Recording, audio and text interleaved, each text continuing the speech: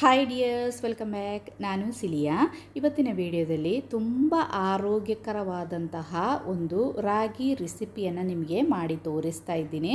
ನಾನು 1 ತಿಂಗಳಿಂದ ಇದನ್ನು ಕಂಟಿನ್ಯೂಸ್ ಆಗಿ ಸೇವಿಸ್ತಾ ಇದ್ದೀನಿ. ಯಾಕಂದರೆ ನನಗೆ ರಕ್ತ ತುಂಬ ಕಮ್ಮಿ, ಹಿಮೋಗ್ಲೋಬಿನ್ ಕಮ್ಮಿ, ಯಾವಾಗಲೂ ತಲೆ ಸುತ್ತೋದು, ಅದೇ ರೀತಿ ಸುಸ್ತು. ಅದಕ್ಕೆ ಒಬ್ಬರು ಆಯುರ್ವೇದಿಕ್ ಡಾಕ್ಟರ್ ಹೇಳಿಕೊಟ್ಟಿರುವಂತಹ ಒಂದು ಸ್ಮೂತಿ ರೆಸಿಪಿ ಇದು BP, ಶುಗರ್, ಕೊಲೆಸ್ಟ್ರಾಲ್ ಎಲ್ಲ ಕಮ್ಮಿ ಆಗಲಿಕ್ಕೆ ತುಂಬ ಒಳ್ಳೆಯದು. ಫಸ್ಟಿಗೆ ಇದೇ ರೀತಿ ಒಂದು ಬೌಲ್ ತಗೊಂಡಿದ್ದೀನಿ. ಆ ಬೌಲಿಗೆ 1 ಕಪ್ಪು ಇಡೀ ರಾಗಿಯನ್ನು ನಾನು ತಗೊಳ್ತಾ ಇದ್ದೀನಿ. ಈ ರಾಗಿಯನ್ನು ನಾವೊಂದು 5-6 ಸರ್ತಿ ಜಾಸ್ತಿ ನೀರು ಹಾಕಿ ತೊಳಿಬೇಕು. ಯಾಕಂದರೆ ರಾಗಿಯಲ್ಲಿ ಸ್ವಲ್ಪ ಜಾಸ್ತಿ ಕಸ ಎಲ್ಲ ಇರುತ್ತೆ. ಮತ್ತು ಅದರ ನಾವಿವಾಗ ಈ ಥರ ಕೈಯಲ್ಲಿ ಈ ಥರ ಪ್ರೆಸ್ ಮಾಡಿ ಕ್ಲೀನ್ ಮಾಡುವಾಗ ಅದರ ಸಿಪ್ಪೆ ಎಲ್ಲ ಸ್ವಲ್ಪ ಕಿತ್ತು ಬರುತ್ತೆ. ನೀವೇ ನೋಡಿ, ಈಗ ನೋಡಿ ಎಷ್ಟು ಕಸ ಮೇಲೆ ಎಲ್ಲ ಇದೆ ನೋಡಿ, ಗಲೀಜು, ನೀರು ಸಹ ಎಷ್ಟು ಗಲೀಜಿದೆ. ಅದಕ್ಕೆ ಒಂದು 5-6 ಸರ್ತಿ ಚೆನ್ನಾಗಿ ಈ ರಾಗಿಯನ್ನು ನಾವು ವಾಶ್ ಮಾಡಿ ಸ್ವಲ್ಪ ನೀರನ್ನು ಹಾಕಿ ಒಂದು ಅರ್ಧ ಗಂಟೆ ಈ ರಾಗಿಯನ್ನು ನಾವು ನೆನೆಯಲಿಕ್ಕೆ ಬಿಡಬೇಕು. ಈ ರೆಸಿಪಿಯನ್ನು ರಾಗಿ ಪೌಡರನ್ನು ಉಪಯೋಗಿಸಿ ಸಹ ನಿಮಗೆ ಮಾಡಬಹುದು. ಆದರೆ ಇಡೀ ರಾಗಿಯಲ್ಲೇ ಮಾಡಿದರೆ ತುಂಬ ಒಳ್ಳೆಯದು. ನಾನು ಇಡೀ ರಾಗಿಯಲ್ಲೇ ಇದನ್ನು ಮಾಡೋದು. ನೋಡಿ, ಇವಾಗ ರಾಗಿ ನಾನು ನೆನೆಯಲಿಕ್ಕೆ ಹಾಕಿ ಅರ್ಧ ಗಂಟೆ ಆಯಿತು. ಇನ್ನು ಇದನ್ನು ಮಿಕ್ಸಿ ಜಾರಿಗೆ ಹಾಕಿ ಒಳ್ಳೆ ನೈಸಾಗಿ ನಾವು ಗ್ರೈಂಡ್ ಮಾಡಬೇಕು. ಅದೇ ನೀವು ರಾಗಿ ಪೌಡರ್ ತಗೊಳ್ಳೋದಾದರೆ ಪ್ಯಾಕೆಟ್ ಪೌಡ್ರನ್ನು ಉಪಯೋಗಿಸದೆ ನೀವೇ ಮನೆಯಲ್ಲಿ ಮಾಡಿರುವಂತಹ ರಾಗಿ ಪೌಡ್ರು ಉಪಯೋಗಿಸಿ. ಪ್ಯಾಕೆಟ್ ಪೌಡ್ರಲ್ಲಿ ಏನೆಲ್ಲ ಮಿಕ್ಸ್ ಮಾಡಿರ್ತಾರೋ ನಮಗೆ ಗೊತ್ತಿಲ್ಲ. ನೋಡಿ, ನಾನಿವಾಗ ರಾಗಿಯನ್ನೆಲ್ಲ ಮಿಕ್ಸಿ ಜಾರಿಗೆ ಹಾಕಿ ಸ್ವಲ್ಪ ನೀರನ್ನು ಹಾಕಿ ಇದೇ ರೀತಿ ನೈಸಾಗಿ ಇದನ್ನು ಗ್ರೈಂಡ್ ಮಾಡಿದ್ದೀನಿ. ಒಂದು ಸರ್ತಿ ಇದನ್ನು ಮಿಕ್ಸ್ ಮಾಡಿ ಇದಕ್ಕೆ ಇನ್ನೂ ಸ್ವಲ್ಪ ನೀರನ್ನು ಹಾಕಿ ಮಿಕ್ಸ್ ಮಾಡಿ ಇದನ್ನು ನಾವೊಂದು ಸೋಸಿ ತೆಗಿಬೇಕು. ಅದರಲ್ಲಿ ಸ್ವಲ್ಪ ಕಸ ಎಲ್ಲ ಇನ್ನೂ ಇರುತ್ತೆ, ಅದಕ್ಕೋಸ್ಕರ ಚೆನ್ನಾಗಿ ಸೋಸಿ ತೆಗಿಬೇಕು. ನಮ್ಮ ಮಂಗಳೂರು ಕಡೆಯಲ್ಲೆಲ್ಲ ರಾಗಿ ಹಿಟ್ಟನ್ನು ಮಾಡಿ ಇಡುವುದೆಲ್ಲ ಇಲ್ಲ ಜಾಸ್ತಿ. ಬೇಕಾದಾಗ ಅಂಗಡಿಯಿಂದ ಪ್ಯಾಕೆಟನ್ನು ತರೋದು. ಆದರೆ ಇವಾಗೆಲ್ಲ ನಾವು ತಂದ ಪ್ಯಾಕೆಟಲ್ಲಿ ರಾಗಿ ಹಿಟ್ಟು ಸರಿ ಇದೆಯೋ ಅಂತ ನಮಗೆ ಅಷ್ಟೊಂದು ಹೇಳಲಿಕ್ಕಾಗೋದಿಲ್ಲ. ಯಾಕಂದರೆ ಏನೆಲ್ಲ ಮಿಕ್ಸ್ ಮಾಡಿರ್ತಾರೋ. ನಾನು ಸಹ ಒಂದು 2-3 ಸರ್ತಿ ರಾಗಿ ಹಿಟ್ಟನ್ನು ತಂದು ಅದೇ ನಾವು ಇಡೀ ರಾಗಿಯನ್ನು ರುಬ್ಬಿ ಮಾಡೋದು, ರಾಗಿ ಹಿಟ್ಟನ್ನು ಹಾಕಿ ಮಾಡೋದು ಟೇಸ್ಟ್ ತುಂಬ ವ್ಯತ್ಯಾಸ ಇದೆ. ಅದಕ್ಕೆ ನಾನು ಪ್ರಿಫರ್ ಮಾಡೋದು ಇದೇ ರೀತಿ ಇಡೀ ರಾಗಿಯನ್ನೇ ನಾವು ರುಬ್ಬಿ ಮಾಡೋದು ಒಳ್ಳೆಯದು. ಅಥವಾ ನೀವಾಗೇ ಮನೆಯಲ್ಲಿ ಮಿಲ್ಲಿಗೆ ಕೊಟ್ಟು ಮಾಡಿ ಇಟ್ಟಿರುವ ಫ್ರೆಶ್ ಆಗಿರುವ ರಾಗಿ ಹಿಟ್ಟು, ರಾಗಿ ಪೌಡರ್ ಇದ್ದರೆ ಇದರ ಬದಲು ನಿಮಗೆ ಅದನ್ನು ಉಪಯೋಗಿಸ್ಬೋದು. ಸುಲಭವಾಗಿ ನಿಮಗೆ ಮಾಡ್ಬೋದು. ನೋಡಿ, ಇವಾಗ ನಾನು ಇದನ್ನೆಲ್ಲ ಸೋಸಿ ತೆಗೆದಿದ್ದೀನಿ. ಇನ್ನೊಂದು ಸರ್ತಿ ಇದೇ ರೀತಿ ಚೆನ್ನಾಗಿ ಒಂದು ಸರ್ತಿ ಮಿಕ್ಸ್ ಮಾಡಿ ಒಂದು ಪಾನಿಗೆ ಇದನ್ನು ಹಾಕ್ತಾಯಿದ್ದೀನಿ. ಹಾಕಿ ಇದನ್ನು ನಾವು ಚೆನ್ನಾಗಿ ಇವಾಗ ಬಾಯ್ಲ್ ಮಾಡಬೇಕು. ಬೇಕಂದರೆ ಸ್ವಲ್ಪ ನೀರು ಹಾಕಬೇಕು, ಜಾಸ್ತಿ ನೀರು ಹಾಕಲಿಕ್ಕಿಲ್ಲ. ಇದಕ್ಕೆ ಇಷ್ಟೇ ಸಾಕು ನೀರು. ನೀವು 1 ಕಪ್ಪಿಗೆ 1-2 ಕಪ್ ನೀರನ್ನು ಹಾಕಿದ್ದೀನಿ. ಇನ್ನು ಸ್ಟವ್ ಮೇಲೆ ಇಟ್ಟು ಇದನ್ನು ಚೆನ್ನಾಗಿ ಕುದಿಸಬೇಕು. ಕುದಿಸುವಾಗ ನಾವು ಸ್ಟವ್ ಮೇಲೆ ಇಟ್ಟ ತಕ್ಷಣ ಇದೇ ರೀತಿ ಮಿಕ್ಸ್ ಮಾಡ್ತಾ ಇರಬೇಕು.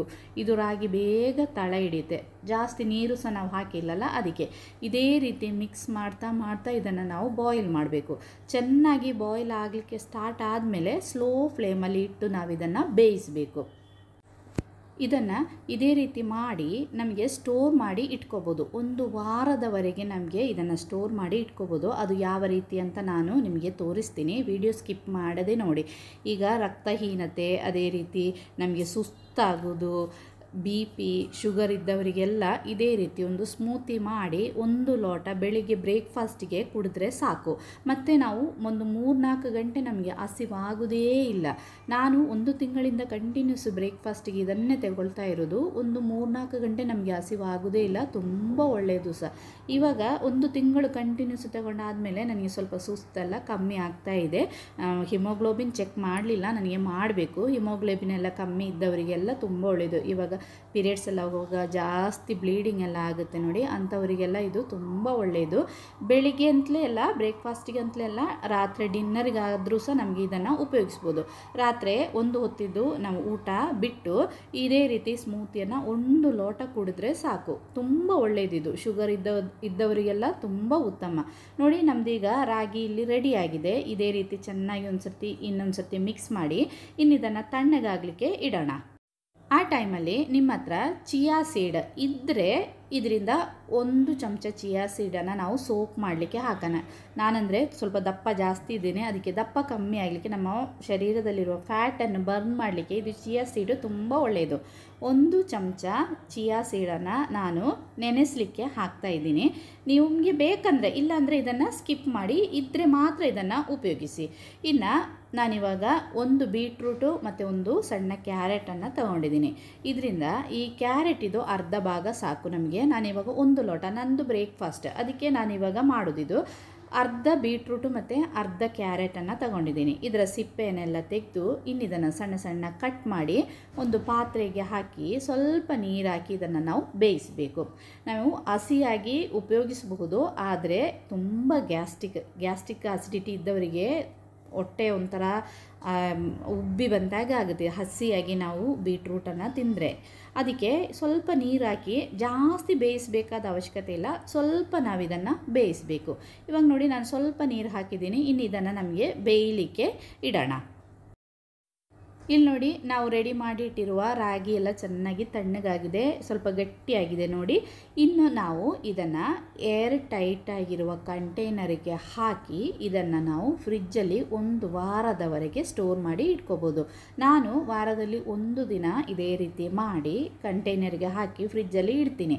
ಆಮೇಲೆ ಡೈಲಿ ಇದರಿಂದ 2 ಚಮಚ ತೆಗೆದು ಸ್ಮೂತಿಯನ್ನು ಮಾಡಿ ಬೆಳಿಗ್ಗೆ ಬ್ರೇಕ್ಫಾಸ್ಟಿಗೆ ಯೂಸ್ ಮಾಡ್ತಾ ಇದ್ದೀನಿ. ನೋಡಿ ಇದೇ ರೀತಿ ನಮಗೆ ಫ್ರಿಜ್ಜಲ್ಲಿ ಸ್ಟೋರ್ ಮಾಡಿ ಇಟ್ಕೋಬೋದು, 1 ವಾರದವರೆಗೆ ಏನಾಗೋದಿಲ್ಲ. ಇನ್ನು ಇದನ್ನು ಸ್ಮೂತಿ ಮಾಡೋದು ಯಾವ ರೀತಿ ಅಂತ ತೋರಿಸ್ತೀನಿ. ಒಂದು ಮಿಕ್ಸಿ ಜಾರ್ ತಗೊಳ್ಳಿ. ಆ ಮಿಕ್ಸಿ ಜಾರಿಗೆ ನಾವು ರೆಡಿ ಮಾಡಿಟ್ಟಿರುವಂತಹ ರಾಗಿ, ಅದರಿಂದ 2 ಚಮಚ ರಾಗಿಯನ್ನು ನಾನು ತಗೊಂಡು ಮಿಕ್ಸಿ ಜಾರಿಗೆ ಹಾಕ್ತಾ ಇದ್ದೀನಿ. ಇದರ ಬದಲು ನಿಮಗೆ ರಾಗಿ ಹಿಟ್ಟು, ಫ್ರೆಶ್ ಆಗಿರುವ ರಾಗಿ ಹಿಟ್ಟಿದ್ರೆ ಅದನ್ನು ಹಾಕಿದರೂ ಆಗುತ್ತೆ. ಇನ್ನು ನಾವು ಬೇಯಿಸಿ ಇಟ್ಟಿರುವ ಬೀಟ್ರೂಟು ಮತ್ತು ಕ್ಯಾರೆಟ್ ಅದನ್ನು ಸಹ ಈ ಮಿಕ್ಸಿ ಜಾರಿಗೆ ಹಾಕ್ತಾ ಇದ್ದೀನಿ. ಇನ್ನು ನಾವಿದಕ್ಕೆ ಸೇರಿಸೋದು ಖರ್ಜೂರ, ಡೇಟ್ಸ್, 3 ಡೇಟ್ಸನ್ನು ನಮಗೆ ಯೂಸ್ ಮಾಡ್ಬೋದು. ಇದಕ್ಕಿಂತ ಜಾಸ್ತಿ ಹಾಕಬೇಡಿ. ಈಗ ಶುಗರ್ ಇದ್ದವರಿಗೆ ಸಹ 3 ಡೇಟ್ಸನ್ನು ಡೈಲಿ ಸೇವಿಸಿದರೆ ಶುಗರ್ ಏನು ಜಾಸ್ತಿ ಆಗೋದಿಲ್ಲ, ಒಳ್ಳೆಯದಿದು. ನಮಗೆ ಒಂದು ಒಳ್ಳೆ ಟೇಸ್ಟ್ ಬರಲಿಕ್ಕೆ, ಅದೇ ರೀತಿ ಐರನ್ ಕಂಟೆಂಟ್ ಇದರಲ್ಲಿ ಜಾಸ್ತಿ ಇದೆ. 3 ಡೇಟ್ಸನ್ನು ಇದಕ್ಕೆ ಹಾಕಿದ್ದೀನಿ. ಇನ್ನು ಇದಕ್ಕೆ ನಾನು ಸ್ವಲ್ಪ ಹಾಲು ಹಾಕ್ತಾಯಿದ್ದೀನಿ. ನೀವು ಹಾಲು ಸೇವಿಸುವವರಾಗಿದ್ದರೆ ಹಾಲನ್ನು ಹಾಕ್ಬೋದು, ಇಲ್ಲಂದರೆ ತೆಂಗಿನಕಾಯಿ ಹಾಲನ್ನು ಹಾಕಿದರೂ ಆಗುತ್ತೆ.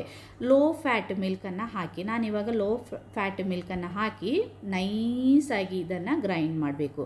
ನೋಡಿ ಎಷ್ಟು ನೈಸಾಗಿ ಬಂದಿದೆ, ಕಲರ್ ಸಹ ನೋಡಿ ಎಷ್ಟು ಚೆನ್ನಾಗಿದೆ ಅಂತ.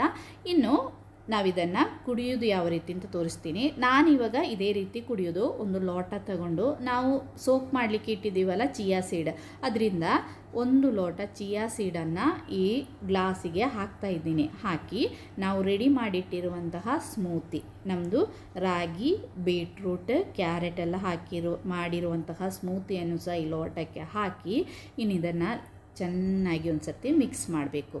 ನೋಡಿ ಆ ಚಿಯಾ ಸೀಡೆಲ್ಲ ಎಲ್ಲ ಕಡೆ ಮಿಕ್ಸ್ ಆಯಿತು. ಚಿಯಾ ಸೀಡ್ ಇಲ್ಲ ಅಂದರೆ ನೀವು ಟೆನ್ಷನ್ ಮಾಡಬೇಡಿ, ಅದನ್ನು ಸ್ಕಿಪ್ ಮಾಡ್ಬೋದು, ಇದ್ದರೆ ಒಳ್ಳೆಯದು. ನೋಡಿ ಇದೇ ರೀತಿ ಚೆನ್ನಾಗಿ ಮಿಕ್ಸ್ ಮಾಡಿ 1 ಲೋಟ ಇದೇ ರೀತಿ ಸ್ಮೂತಿಯನ್ನು ಬೆಳಗ್ಗೆ ಕುಡಿದ್ರೆ ಎಷ್ಟು ಚೆನ್ನಾಗಿದೆ. ಒಂದು ಸರ್ತಿ ಟ್ರೈ ಮಾಡಿ ನೋಡಿ. ಇಷ್ಟ ಆದರೆ ಲೈಕ್ ಮಾಡಿ, ಶೇರ್